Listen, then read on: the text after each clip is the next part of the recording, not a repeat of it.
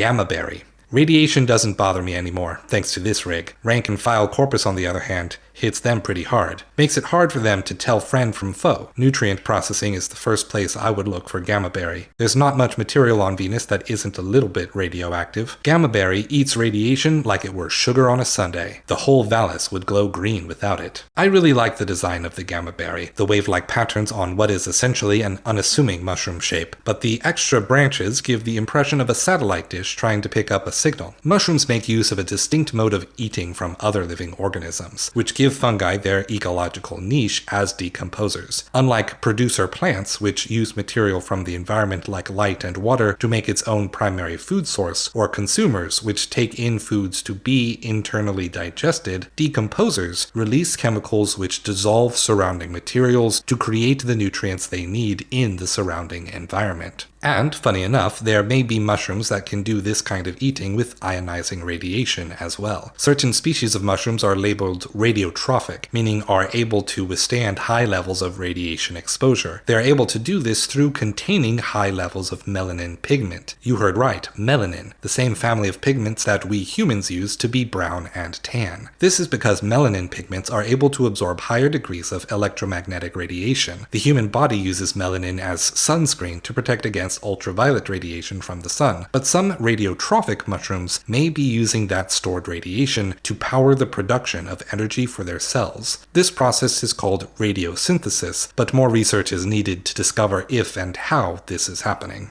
Ironwood. This is a mean one. Take this if you need to hit hard and have it hurt. Search the forward base to find this guy. Plenty of heavy metal contamination in that soil for ironwood to chew on. I once saw a rig jockey get hit in the head with one of these. Poor mucker claimed he could see nothing but Wave Rider Graphicas every time he closed his eyes. Some say the ironwood mushrooms look like a cluster of trees or a range of mountainous plateaus, but I can't be the only one that sees the Pokemon Doug trio, right? Real talk though, they also look strangely similar to the Organ towers in the Orb Vallis and on Cetus. Before my speculation gets too out of hand, we will leave the ironwood mushroom with a nutrition fact. Most varieties of grocery store white mushrooms are an excellent source of dietary iron. So if you're looking to pump some more iron into your blood, the humble mushroom is one way to go. But you'll need to eat a lot of them.